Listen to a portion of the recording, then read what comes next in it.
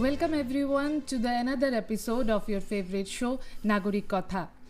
The strength of a nation lies in the development of its villages. The famous quote by Mahatma Gandhi.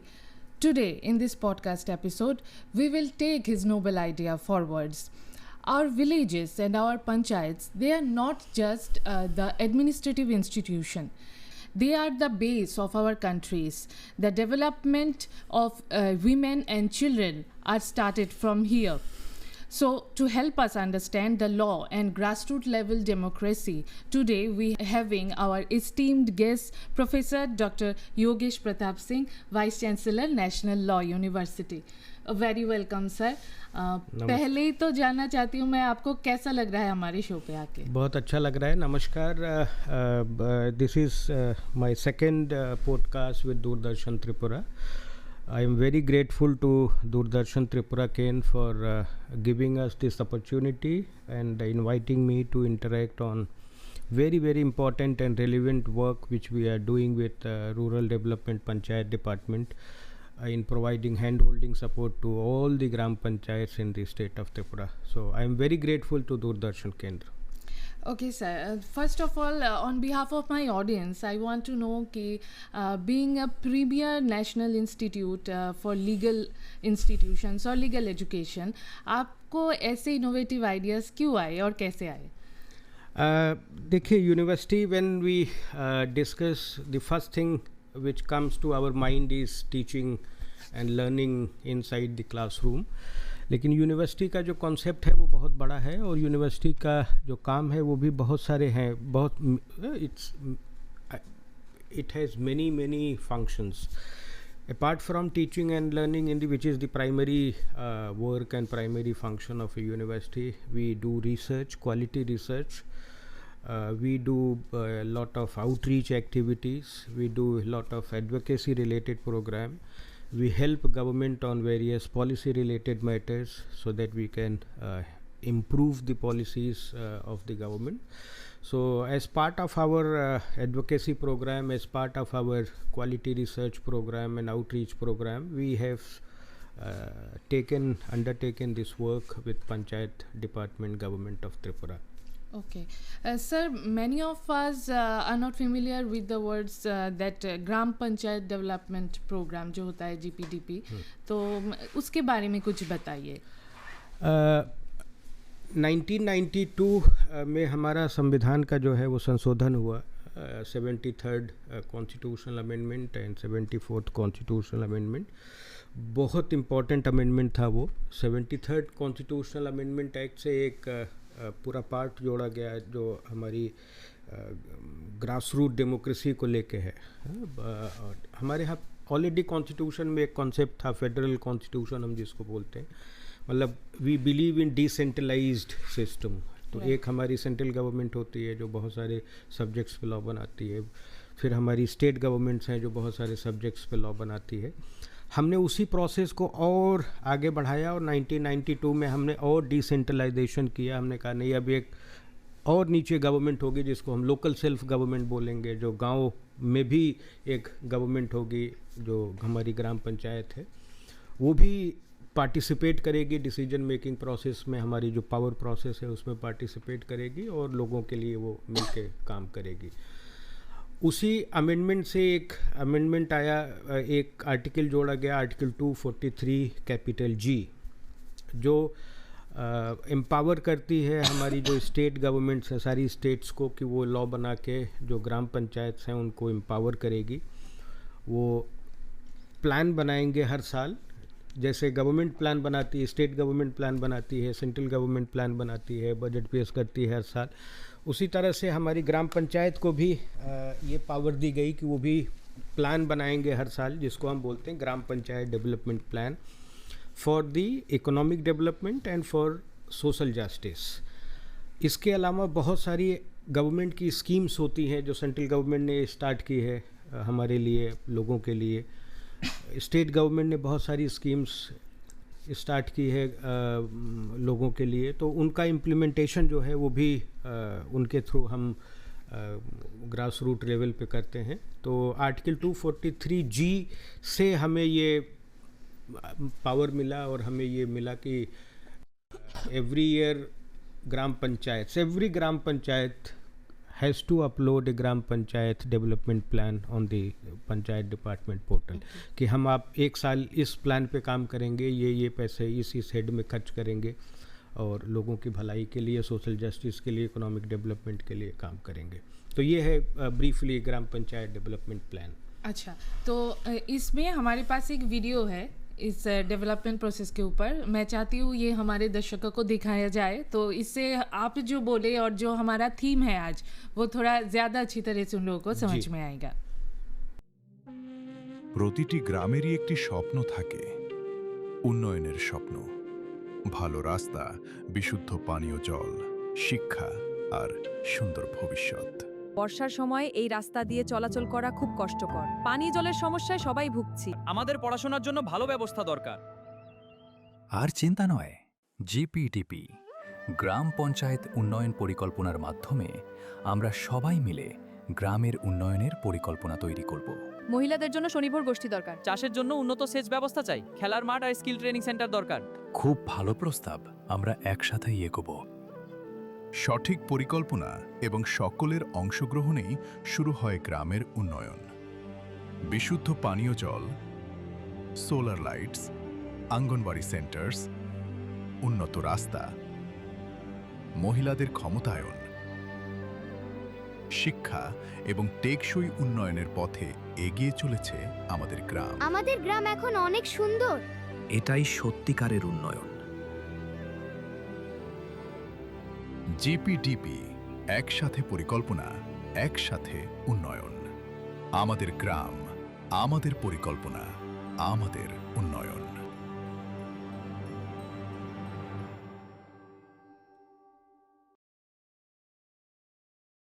सो हम लोगों ने देखा कि कैसे एक्चुअली आप जो बोले उसके साथ रिलेट होता है, कैसे ग्राम पंचायत डेवलपमेंट प्लान लोगों को मतलब ग्रास रूट लेवल में उन लोगों की प्रॉब्लम सॉल्व करने में हेल्प करता है। तो सर अगर मैं नेक्स्ट क्वेश्चन की तरफ मूव करूँ तो इसमें आप लोगों का क्या रोल होगा? ये एक तरह का एक्सपेरिमेंट ये भी है, पहली बार ऐसा कंट्री में हो रहा है कि एक पंचायत डिपार्टमेंट जो है किसी स्टेट का, उसने किसी यूनिवर्सिटी के साथ कोलैबोरेट किया है।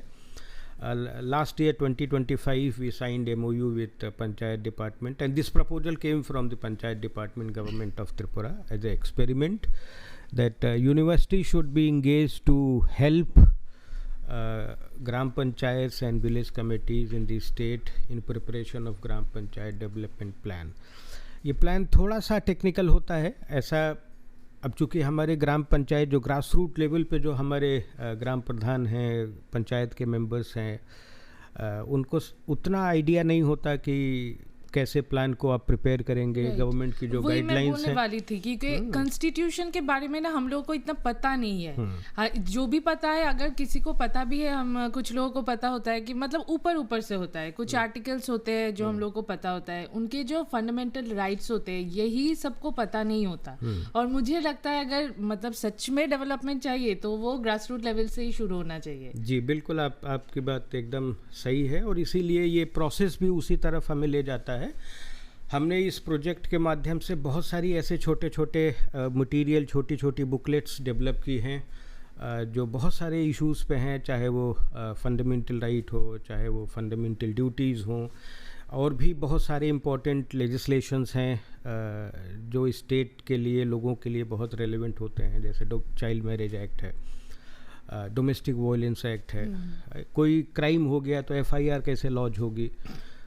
एक बहुत इम्पॉर्टेंट इशू है सेक्सुअल हरेसमेंट ऑफ चिल्ड्रन, तो उसके लिए सरकार ने लॉ बनाया था जिसको हम कहते हैं पॉक्सो लॉ।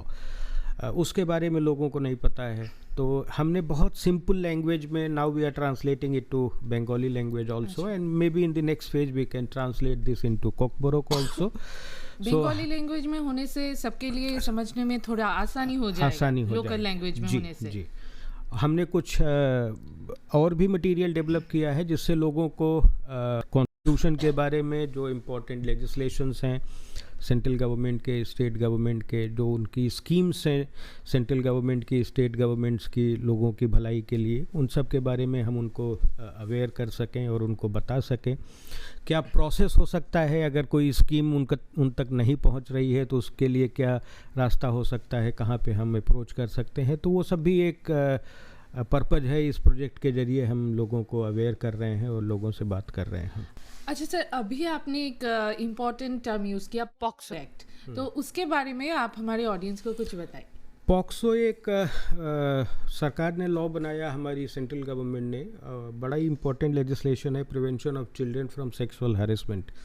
ऐसे बहुत सारे केसेस हमारे यहाँ पे आ रहे थे जिसमें बच्चों को सेक्सुअली असॉल्ट किया जा रहा है, सेक्सुअली उनको हैरेस किया जा रहा है, बट वो अपनी बात कह नहीं पाते, अपनी बात रिपोर्ट नहीं कर पाते, घर वाले भी नहीं समझते उस चीज़ को। तो उसी चीज़ को ख़त्म करने के लिए सरकार ने ये लॉ बनाया और बड़ा ही स्पेशल लॉ है, स्ट्रिंजेंट लॉ है।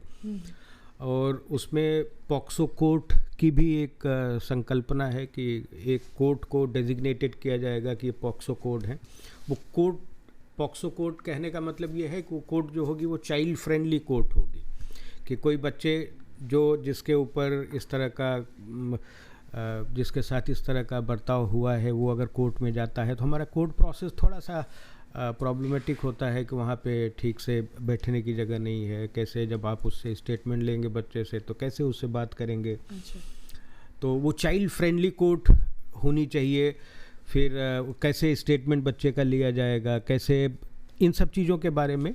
तो उस चीज़ को भी हमने मटेरियल में इंक्लूड किया है कि कैसे हम अपने विलेजेस को, कैसे हम अपने जो स्कूल्स हैं विलेजेस में उनको, या विलेज पंचायत है उसको हम कैसे इस लॉ से कैसे अवेयर कर सकते हैं, कैसे हम अपने बच्चों को इस चीज़ के बारे में बता सकते हैं कि क्या चीज़ है वो जो हरासमेंट के उसमें आ जाएगी, कौन सी ऐसी चीज़ है जो असॉल्ट के उसमें आ जाएगा, है जिसको हम कहते हैं गुड टच, बैड टच। तो इन सारी चीज़ों के बारे में भी उस बुकलेट में भी है, और हम जब उनसे इंटरेक्ट करते हैं, सेशन लेते हैं, तो उसमें भी उनको हम अवेयर करते हैं। हाँ, उसमें एक टॉपिक और भी है जो आजकल मतलब बहुत, क्या बोलते हैं उसको, बर्निंग टॉपिक बोलते हैं, चाइल्ड मैरिज। तो इस चाइल्ड मैरिज को लेके हम सब बहुत टेंशन में हैं, क्योंकि अगर एक ये मतलब फिजिकली भी ये एक लड़की के लिए बहुत हार्मफुल हो सकता है, फिजिकली, मेंटली।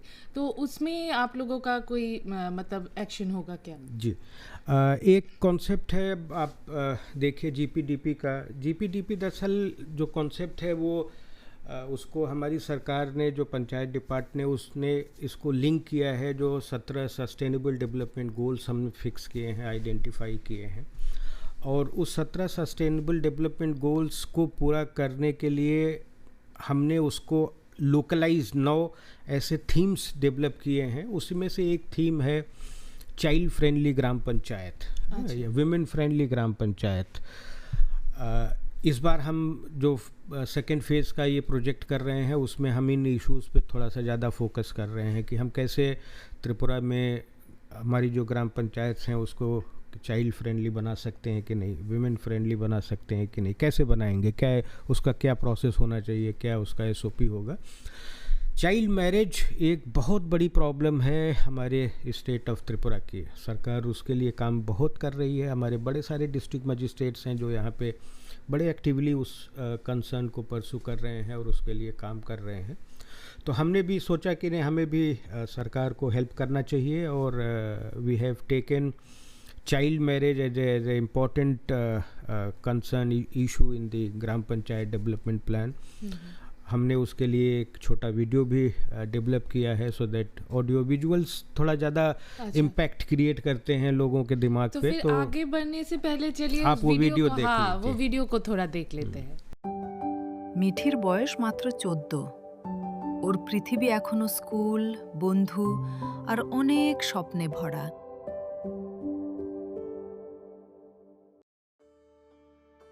একজন ভালো ছেলে পাওয়া গেছে, মেয়ের বিয়েটা দিয়ে দাও। মা, আমি এখনো পড়তে চাই। 18 বছরের আগেই মেয়ের বিয়ে দেওয়াকে শিশু বিবাহ বলা হয়। আর এই সিদ্ধান্ত কেড়ে নিতে পারে একটি শিশুর শৈশব। অল্প বয়সে বিয়ে শারীরিক ও মানসিক স্বাস্থ্যের উপর গভীর প্রভাব ফেলে। অনেক মেয়ে অসুস্থতা, মানসিক চাপ ও নির্যাতনের শিকার হয়। সবাই এসেছে তো? কই, ওই বেঞ্চটা তো খালি। আজ কি আসেনি? মিঠি কয়েকদিন ধরে স্কুলে আসছে না কেন? ওর বিয়ের প্রস্তুতি চলছে। প্রধানবাবু, মিঠির বাড়িতে শিশু বিবাহের প্রস্তুতি চলছে। ও এখনো নাবালিকা। আমাদের এখনই কিছু করতে হবে। এই বিয়েটা আটকাতে হবে। হ্যালো পুলিশ, আপনারা এখনই আসুন। এখানে একটা শিশু বিবাহ বন্ধ করতে হবে। এই বিয়েতে কোনো অনিয়ম হচ্ছে। এই বিয়ে এখনই বন্ধ করতে হবে। হ্যাঁ, বন্ধ করো, বন্ধ করো। সরে যান। শিশু বিবাহ আইনে অপরাধ। এতে জড়িত অভিভাবক, বর কিংবা বিয়ের আয়োজকদের জেল ও জরিমানা হতে পারে। বিয়ে নয়, সুযোগ দিন। শিক্ষার সাহসই পারে একটি শিশুর ভবিষ্যৎ বদলে দিতে। ছোট্ট মিঠি আজ একজন পুলিশ অফিসার। বাল্যবিবাহ বন্ধ করুন। এটি একটি শাস্তিযোগ্য অপরাধ। শৈশবকে ক্ষমতায়িত করুন। গড়ে তুলুন সুন্দর ভবিষ্যৎ। শিশু সহায়তা হেল্পলাইন 1098।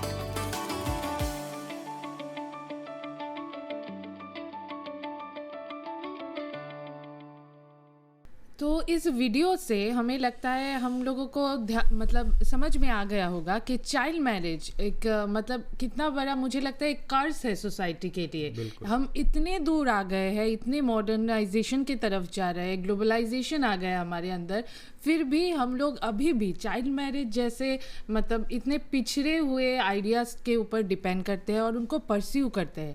तो इसमें आप क्या बोलेंगे सर, यहाँ पे क्या रोल होगा national law university? National law university सरकार के साथ मिलके जो भी हेल्प हो रही है, और हमें लगता है कि ग्राम पंचायत, उस वीडियो में हमने जो फोकस किया है आपने देखा होगा, तो कैसे ग्राम पंचायत, ग्राम प्रधान या ग्राम पंचायत के जो अदर मेंबर्स हैं, कैसे वो कंट्रीब्यूट कर सकते हैं चाइल्ड मैरिज को रोकने में, और जो हमारे पेरेंट्स हैं उनको अवेयर करने में, उनको कन्विंस करने में कि चाइल्ड मैरिज जो नहीं होनी चाहिए, ये अब रोक देना चाहिए। है तो उसमें ग्राम पंचायत, क्योंकि वो लोगों के साथ हैं, ये डिस्ट्रिक्ट मजिस्ट्रेट जो है वो डिस्ट्रिक्ट हेडक्वार्टर में बैठा हुआ है जी। लॉ तो लॉ यूनिवर्सिटी है, वो थोड़ा दूर है आपसे, लेकिन जो सबसे नज़दीक हैं आपके, वो आपके ग्राम प्रधान हैं, आपके ग्राम पंचायत के मेंबर हैं। तो अगर वो लोग इसके पार्ट बनते हैं, वो लोग स्टेक होल्डर्स हैं और वो लोग चाहेंगे, तो इस प्रॉब्लम को हम बहुत जल्दी इसको ख़त्म कर सकते हैं। इसलिए हमने इस वीडियो में ये दिखाया है कि कैसे स्कूल टीचर जो है, जब उसको पता चलता है कि नहीं चाइल्ड मैरिज की कोई प्लानिंग चल रही है किसी स्टूडेंट की जो बहुत दिन से एब्सेंट है स्कूल में, तो वो सबसे पहले जाके ग्राम प्रधान को बताती है, और ग्राम प्रधान ने इमीडिएटली एक्शन लिया, पुलिस को बुलाया और उस चीज़ को उन्होंने रोका। तो हम ये अवेयरनेस क्रिएट करना चाह रहे हैं कि ग्राम पंचायत का बहुत बड़ा रोल है इन सारी प्रॉब्लम्स को सॉल्व करने में, because they are working at the grass root level, so they can solve and they can convince people that these things are not part of a progressive society. Right sir, मुझे लगता है कि सिर्फ ये ग्राम पंचायत या फिर लॉ यूनिवर्सिटी या फिर किसी लॉ का काम नहीं है, ये हम सबका काम है, पूरे सोसाइटी के ऊपर इसका रिस्पॉन्सिबिलिटीज़ है। अगर आप किसी के मतलब किसी की भी नॉलेज में ऐसी कोई हो कि कुछ ऐसा गलत हो रहा है, तो उसमें हमको तुरंत एक्शन लेना चाहिए। बिल्कुल, एकदम आपने ठीक कहा। कहीं भी कैसे भी हमें पता चलता है कि नहीं, हमारे अगल बगल, हमारे नेबरहुड में, हमारे रिलेशन में, हमारे कहीं पे जानने वाले में कहीं पे भी चाइल्ड मैरिज का कोई प्लान हो रहा है, तो हमें इमीडिएटली उसको आगे बढ़ के कन्विंस करना चाहिए फैमिली मेम्बर्स को। अगर नहीं कन्विंस हो रहे हैं तो फिर हमें आगे जो हमारा लॉ कहता है कि आप अथॉरिटीज़ जो हैं उनको इन्फॉर्म कीजिए, so that we can stop child marriage. Okay sir, और एक मुझे लगता है आजकल बहुत टेंशन की बात हो रही है कि वो जो ड्रग अब्यूज़ और ड्रग एडिक्शन जो हो रहा है, तो ये सिर्फ मतलब एडल्ट के साथ नहीं हो रहा है, मतलब चाइल्ड टाइप, मतलब अंडर 16 ईयर्स भी हम देख सकते हैं, अंडर 18 ईयर्स भी हम देख सकते हैं। तो उसमें आप लोग क्या रोल निभाएंगे कि ये GPDP के थ्रू क्या ये सॉल्व हो सकता है? जी, जी, अब बहुत अच्छा आपका सवाल है, और this is another concern which the state of Tripura is facing, that there is a drug problem. Drug से जो पहले एक हम लोगों ने इंक्लूड किया है वो है tobacco related problem. Tobacco is called the gateway of all serious drugs. शुरुआत जो है वो टोबैको से होती है, और उसके बाद फिर वो बाकी जो सब्सटेंस अब्यूज़ है उसमें जाते हैं लोग। ऐसा मैंने बहुत बार देखा है कि ये सब मतलब मजाक में होता है, मजाक में होता है, और मतलब ये थोड़ा डेयर हो जाता है बच्चों के लिए कि चलो ट्राई करके देखते हैं, और फिर ये सीरियस इशू हो जो जाता है। इंडस्ट्री है, टोबैको इंडस्ट्री है या फिर ड्रग इंडस्ट्री है, ये इनका टारगेट जो है वो हमारे बच्चे हैं। They are targeting kids. आप देखिए, आप और उसी चीज़ को ध्यान में रख के अब हमारी सरकार ने, सेंट्रल गवर्नमेंट ने, ministry of higher education, ministry of school education, ministry of health and family welfare, इन्होंने एक गाइडलाइन इशू की जिसको हम बोलते हैं toffee guidelines, tobacco free educational institutions guideline. उसका पर्पज़ ये है कि हम सारे जितने हमारे एजुकेशनल इंस्टीट्यूशन हैं, चाहे वो स्कूल हो, चाहे कॉलेज हो, चाहे यूनिवर्सिटीज़ हो, चाहे टेक्निकल इंस्टीट्यूशन हो, सबको हमें टोबैको फ्री इंस्टीट्यूशन डिक्लेयर करना है। किसी भी इंस्टीट्यूशन के 100 यार्ड्स के भीतर कोई भी ऐसी शॉप नहीं होनी चाहिए जो टोबैको सेल करता हो। एक लॉ है कि आप किसी माइनर को जो बिलो 18 ईयर्स हैं, क्योंकि इनका टारगेट जो है, इंडस्ट्री का जो टारगेट है वो है यूथ, क्योंकि इनको पता होता है कि अगर हम यूथ को एक बार पकड़ लिया, हमने उनको एडिक्शन दिला दी, तो वो फिर they will be a long term customer. फिर वो 20 साल, 25 साल, 30 साल, 40 साल जब तक ज़िंदगी रहेगी तब तक उनके कस्टमर बन के रहेंगे। तो इसलिए बच्चों को बचाने के लिए हमने ये अपने ग्राम पंचायत डेवलपमेंट प्लान में एक ये भी प्रोसेस इंक्लूड किया, क्योंकि ये भी एक थीम का पार्ट है, जो लोकलाइज थीम है उसमें एक थीम ये भी है, हेल्दी विलेज।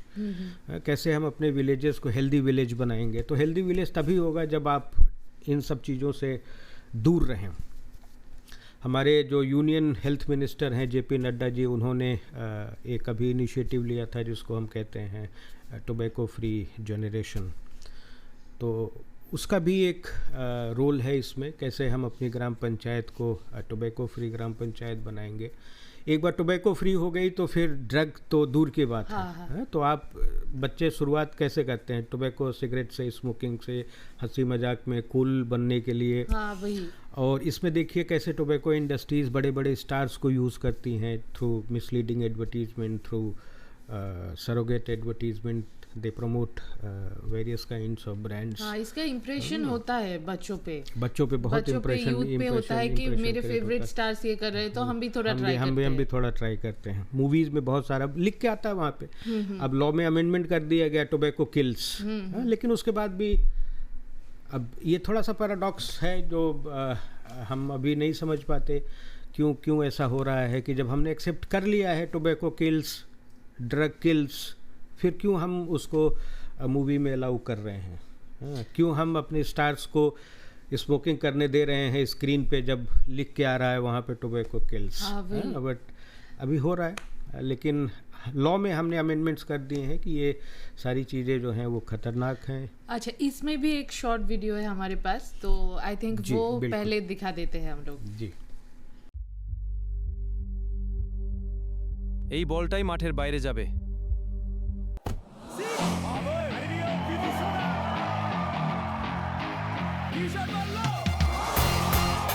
ত্রিপুরার এক ছোট্ট শহরের গলির মাঠে সবাই এক নামেই চিনত রাহুলকে। আমি কি চান্স পাবো?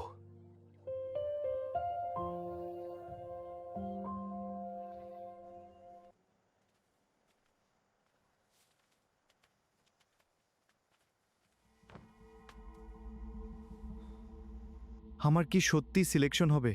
আরে এখানে বসে কি করছিস?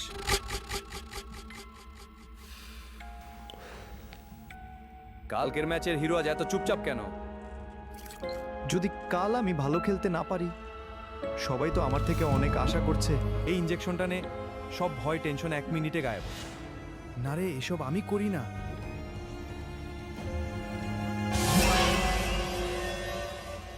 কিছু বুঝে ওঠার আগেই রাহুল মরণ নেশার অন্ধকার ফাঁদে আটকে গেল।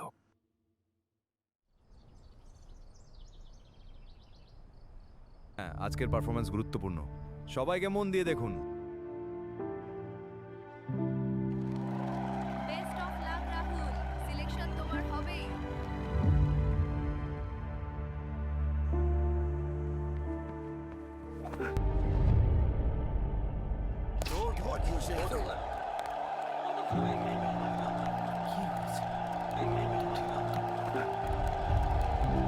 ও তো ঠিক মতো খেলতেই পারছে না।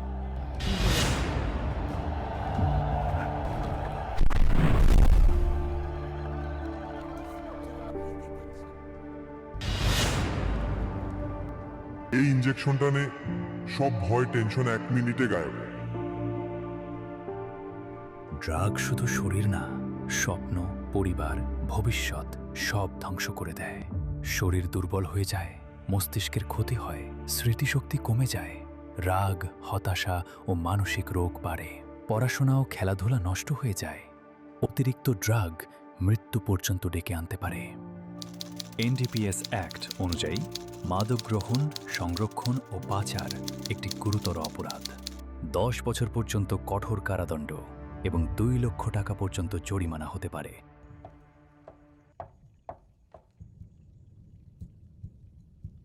আরে প্রধানবাবু,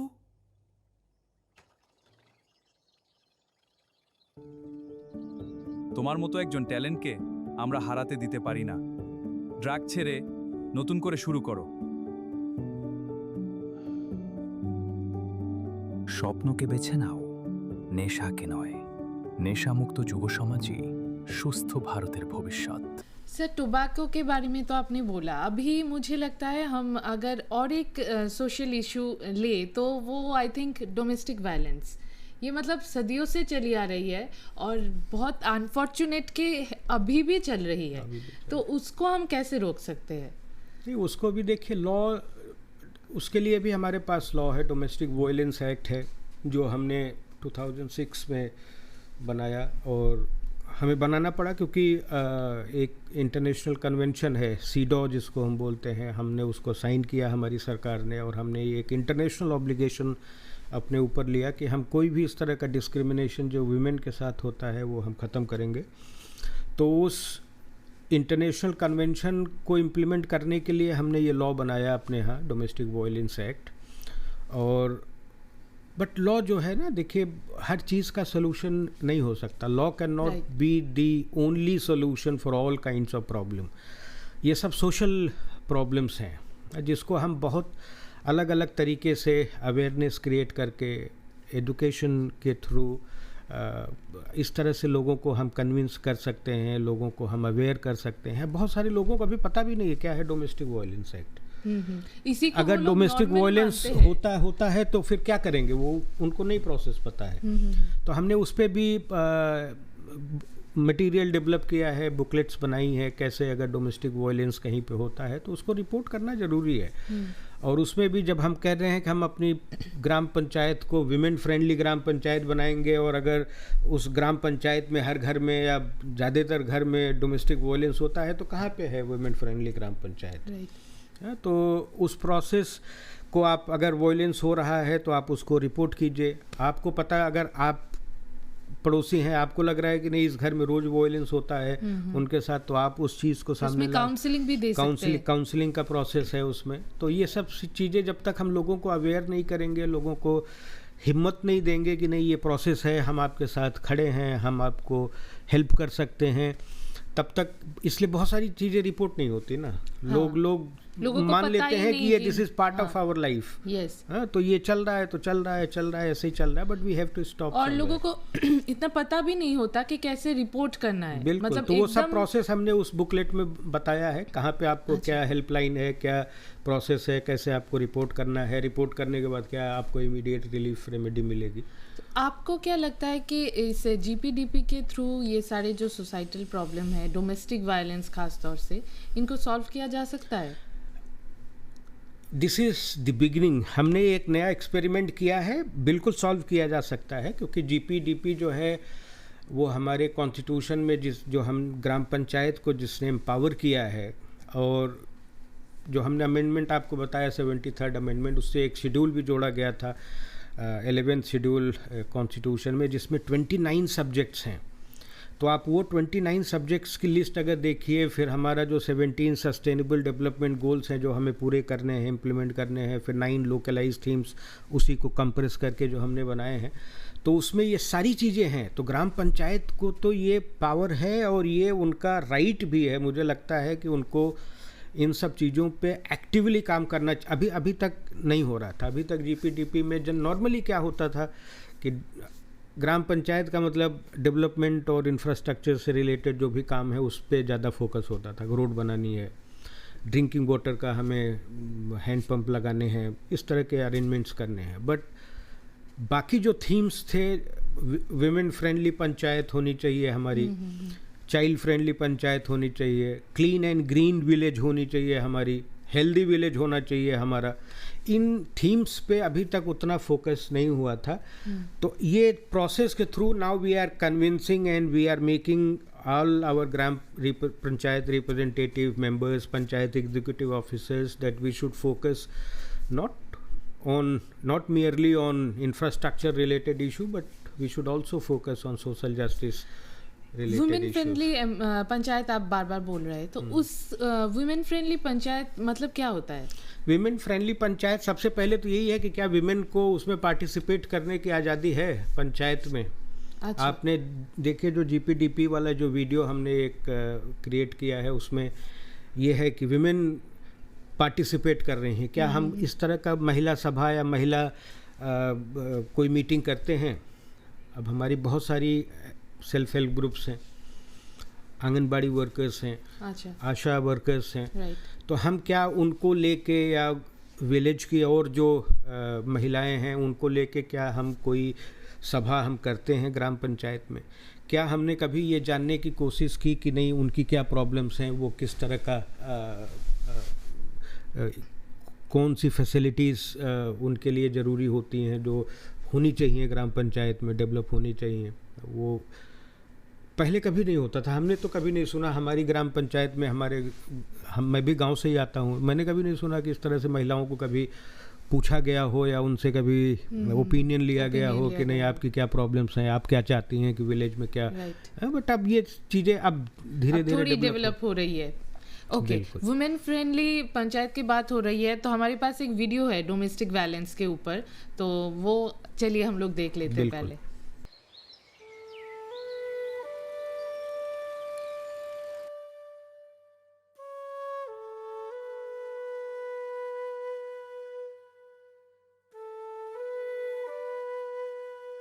বলতো অ দিয়ে কি হয়? আজগর।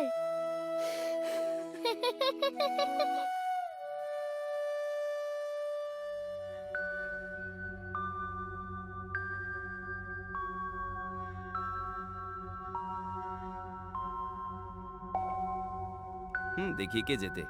ঠিক আছে, কাঠ খেলুন সবাই। টাকা ছাড়া এখানে খেলা হয় না, আগে টাকা নিয়ে আয়। তোরা দাঁড়া, আমি আরো খেলবো, সব ব্যবস্থা করে আসি।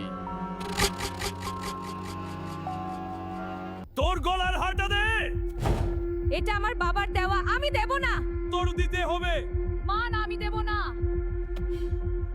তোর দিতে হবে। মা না, আমি দেব না।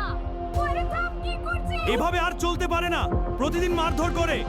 দূরে যা বুড়ি।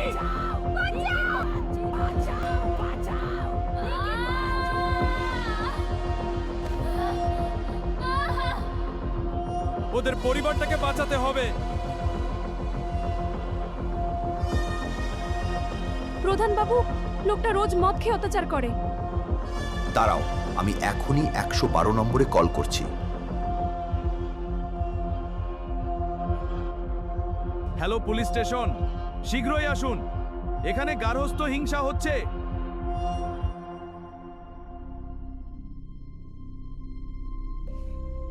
আমি ভুল করেছি, আর কোনোদিন করব না। গার্হস্থ্য হিংসা কোনো পারিবারিক বিষয় নয়, এটি অপরাধ। চুপ থাকবেন না, প্রতিবাদ করুন। নারীর প্রতি সহিংসতা বন্ধ হোক।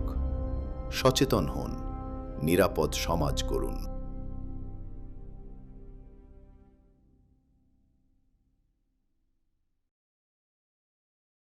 तो सर अपार्ट फ्रॉम दिस मैं पूछना चाहती हूँ कि जो बेनिफिट मिल रहा है वो क्या एनहांस करेगा, फ्यूचर पर्सपेक्टिव्स क्या है इस प्रोजेक्ट का? फ्यूचर ये है कि कैसे हम जो कॉन्स्टिट्यूशनल हमारा गोल है सोशल इकोनॉमिक जस्टिस का, और उसी लिए अमेंडमेंट ये किया गया 73rd अमेंडमेंट, जिससे हमने ग्राम पंचायत को एम्पावर किया कि सोशल जस्टिस और इकोनॉमिक डेवलपमेंट के इश्यूज़ पे वो काम करेंगे। और भारत सरकार वही will it be helpful in our democracy और it will enhance the vision of Viksit Bharat 2047? बिल्कुल, ये विकसित भारत जो 2047 का जो गोल गवर्नमेंट ऑफ इंडिया ने फिक्स किया है उसमें तो 20 साल केवल बचे हैं बस। We are running against time. 20 साल में हमें बहुत सारी चीज़ें करनी हैं और मुझे लगता है कि इस तरह के हमें इनोवेटिव आइडियाज़ निकालने पड़ेंगे कि कैसे हम अपने ग्राम पंचायत को कैसे एम्पावर करें, कैसे इन आइडियाज़ को इम्प्लीमेंट करने में। कॉन्स्टिट्यूशन जितनी जल्दी ग्राम पंचायत तक पहुंचेगा या फिर मतलब विलेज लेवल तक जाएगा उतनी जल्दी हम लोग डेवलप कर पाएंगे। बिल्कुल, एकदम सही बात। और एक मेरे दिमाग में आ रहा है, आई थिंक ऑडियंस लोगों के भी अंदर आएगा कि ग्रीन विलेज, आपको क्या कहना है ग्रीन विलेज के बारे में? उसमें ग्रीन विलेज का भी एक क्लीन एंड ग्रीन विलेज का भी एक हमारा लोकलाइज थीम्स है। तो कैसे हम अपनी विलेज को एनवायरमेंटल फ्रेंडली बनाएंगे, उस पे है कैसे हम लोगों को अवेयर करें कि नहीं वो प्लांटेशन करेंगे, जो पुराने पेड़ हैं उनको ना काटे जाएं, चाहे वो डेवलपमेंट एक्टिविटीज़ हों उनमें भी हमें कोशिश ये करनी चाहिए कि अगर उनको डिस्ट्रॉय कर किए बगैर अगर हम अपने प्रोजेक्ट को डेवलप कर सकते हैं तो वो कोशिश होनी चाहिए। हाँ, जैसे हमारे त्रिपुरा में जैसे वांगमून विलेज है वो बहुत क्लीन है, बहुत ऑर्गेनाइज्ड है। इनफैक्ट वहाँ पे जो हमारे माननीय प्रधानमंत्री जी ने भी उनकी मन की बात में बोला था, जिस तरह से वो लोग वाटर रिसोर्स करते हैं, जैसे स्टैक करते हैं, वो मतलब innovative ideas grass root level पे अगर आ जाए तो बहुत इजीली डेवलपमेंट हो सकती है। हमारा प्रयास वही है कि हम इसी तरह के मॉडल विलेजेस हम बनाएं जिसको हम दिखा सकें कि नहीं ये हमारा मॉडल विलेज है, जिसमें एक विलेज है जो विमेन फ्रेंडली है, एक मॉडल विलेज जो चाइल्ड फ्रेंडली है, एक मॉडल विलेज जैसा आपने बताया अभी एक है जो क्लीन एंड ग्रीन विलेज है जिसको प्रधानमंत्री जी ने कभी नाम लिया था। एक विलेज हम ऐसा बनाए जो टोबैको फ्री हो, ड्रग फ्री हो। एक ऐसा विलेज हम बनाए, केरला में अभी एक विलेज को उन्होंने 2025 में डिक्लेयर किया था जो कॉन्स्टिट्यूशनली लिटरेट विलेज, जिसको बनाया नया कॉन्सेप्ट निकाल के ले आए। कॉन्स्टिट्यूशनली लिटरेट क्या होता है? मतलब विलेजर्स के अंदर सारे मतलब कॉन्स्टिट्यूशनल राइट्स और जो भी है उनको पता है सब? हाँ बिल्कुल, उनको हमारे फंडामेंटल राइट्स क्या हैं, हमारे फंडामेंटल ड्यूटीज़ क्या, राइट्स तो फिर भी लोग जान जाते हैं। अब थोड़ा सा अवेयर क्या, ड्यूटीज़ लोगों को अभी नहीं होता है, वो करना भी नहीं चाहते हैं। जब ड्यूटी की बात आती है तो वो थोड़ा सा पीछे हो जाते हैं। तो हम लोगों को ये भी बता रहे हैं कि आपकी जो एज ए सिटीजन आपकी क्या ड्यूटी है, as a gram panchayat representative आपकी क्या ड्यूटीज़ हैं कॉन्स्टिट्यूशन के अंदर। तो हम क्या ऐसा कर सकते हैं कि कोई विलेज एक हम जिसको हम कॉन्स्टिट्यूशनली लिटरेट बना पाए यहाँ पे। ये आपसे एक सवाल है कि इतना कुछ जो आपने इस प्रोजेक्ट में इनिशिएटिव लिया, इसके लिए क्या आपने पहले से ही कोई सर्वे किया, और या फिर ये बाकी प्रोजेक्ट से कैसे अलग हुआ? नहीं, हम लोगों ने ऐसा कोई सर्वे नहीं किया था। ये जब गवर्नमेंट की बहुत सारी कमिटीज़ बनती रहती हैं जो एग्ज़ामिन करते हैं, और उन्होंने आइडेंटिफाई किया कि जब हम ग्राम पंचायत डेवलपमेंट प्लान्स जो अभी तक बनते आ रहे थे, फर्स्ट जनरेशन ग्राम पंचायत डेवलपमेंट प्लान जिसको हम बोलते हैं, तो गवर्नमेंट की कमेटी बनी, उसने उसको असेस किया, एग्जामिन किया, तो उन्होंने कहा कि नहीं अब इसमें ये सारी प्रॉब्लम्स आ रही हैं, हम कुछ चीज़ों पे फोकस कर रहे हैं, कुछ पे एकदम से हमने इग्नोर कर दिया है। जो सोशल जस्टिस का इशू है उसको हम इग्नोर करते हैं, नहीं कर पाते उसको।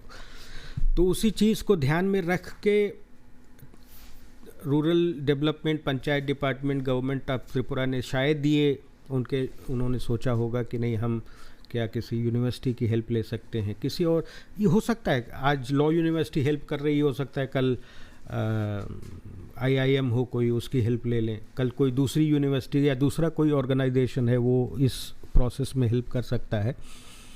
तो अभी चूँकि वो कॉन्स्टिट्यूशन से जुड़ा चीज़ था तो इसलिए शायद उनके दिमाग में आया होगा कि law university can be a better institution to help panchayat department. So उसके बाद से फिर हमने इस इशू पे सोचना शुरू किया, और अब हम जैसे जैसे हम लोगों से इंटरेक्ट करते हैं, गांव पे जाते हैं, ग्राम प्रधान से मिलते हैं, पंचायत समिति जो मेंबर्स हैं उनसे मिलते हैं, सरपंच लोगों से मिलते हैं, तो हमें चीज़ें, और एक तरह से वो सर्वे भी हमारा चलता रहे, मतलब साथ में चल रहा है कि उनसे हम फीडबैक भी लेते हैं कि क्या प्रॉब्लम्स आ रही हैं, उनका फीडबैक हम रिकॉर्ड भी करते हैं, so that we can improve in the next phase. आप लोगों के स्टूडेंट्स भी इसमें इन्वॉल्व होते हैं, तो इससे क्या होगा कि स्टूडेंट्स के अंदर भी एक मतलब वो रिस्पॉन्सिबिलिटी आ जाएगी कि सिर्फ हमारी जगह के लिए काम नहीं करना है, मतलब ग्रास रूट लेवल में जाके भी हम लोगों को वो अवेयरनेस फैलाना है। जी बिल्कुल, हमने शुरू में ही आपको बोला था, यूनिवर्सिटी आउटरीच एक्टिविटीज़ बहुत सारी करती है। हमारी यूनिवर्सिटी में भी लीगल एड के बहुत सारे प्रोग्राम्स होते हैं। एक लीगल एड क्लिनिक है जो as per bar council mandate, और उसका पर्पज़ यही होता है कि हम कैसे बच्चों को थ्रू एक्सपीरियंशियल लर्निंग, जिसको हम बोलते हैं, थ्रू एक्सपीरियंस, जब तक आप गांव में जाएंगे नहीं तब तक आप कैसे उनको प्रॉब्लम आपके गांव के लोगों को पता चलेगी। जब तक आप लोगों से इंटरेक्ट नहीं करेंगे तब तक कैसे पता चलेगा। Ultimately everybody has to work for the society, चाहे आप डॉक्टर बन जाएं, चाहे आप लॉयर बन जाएं, चाहे आप टीचर बन जाएं, चाहे आप प्रोफेसर बन जाएं, चाहे आप एडमिनिस्ट्रेटर बन जाएं। सो सर, लास्ट में मैं बोलना चाहती हूँ आपके कोई मैसेज अगर आप हमारे ऑडियंस को देना चाहें कि इस बारे में वो लोग भी अगर इनडायरेक्टली पार्टिसिपेट कर पाए इस चीज़ में, तो आई थिंक ज़्यादा डेवलपमेंट में हेल्प होगी। मेरा मैसेज ये है कि through this plan we are requesting all our Gram Panchayat representatives, Gram Panchayat officials, that we should work very sincerely on all the 9 themes localized sustainable development goals which we have identified, and we should make our Gram Panchayat development plan based on those themes which we have prepared, like women friendly panchayat, child friendly panchayat, tobacco free panchayat, drug free panchayat, healthy village, like this. And we are also working, and we want support of all the Gram Panchayat members, that there are some problems which is state of Tripura is facing, like child marriage, POXO related issue, tobacco consumption. Tripura is highest in the country. So on all those issues we are helping all our Gram Panchayat representatives, and we need their support to stop these problems and to reduce these problems, so that we can achieve the constitutional goals of social justice and economic justice and other. Thank you so much sir, इतना आपका कीमती वक्त हम लोगों को देने के लिए, हमारी ऑडियंस को देने के लिए। आई होप हमने बहुत कुछ सीखा आज, जो मतलब पहले ही मैंने बोला था कि कॉन्स्टिट्यूशन हम बस ऊपर से जानते हैं, ये कैसे हम लोगों को हेल्प कर सकता है वो हम लोगों को पता नहीं था। Thank you so much for giving me this opportunity, having with us. तो हम लोग अभी कंक्लूड करने वाले हैं आज का एपिसोड, आप लोगों का फेवरेट एपिसोड नागरिक कथा, जिसमें हम लोग टॉपिक वो सब बात करते हैं जो आप लोगों के लिए हेल्पफुल हो। तो ये जो टॉपिक है, जो ग्रास रूट लेवल पे national law university and governments various schemes are there, they are implementing, they are working on it, but ये तब तक फुलफिल नहीं होगा जब तक हम लोग खुद अवेयर नहीं होंगे, हम लोग खुद अपने राइट्स की बात नहीं करेंगे, हमारी ड्यूटीज़ को नहीं मेंटेन करेंगे, ड्यूटीज़ को नहीं जानेंगे। तो रिस्पॉन्सिबिलिटी अपनी होनी चाहिए, क्योंकि सोसाइटी भी अपना ही है। तो आज के लिए बस इतना ही। सब खुश रहिए, ठीक से रहिए। नमस्कार।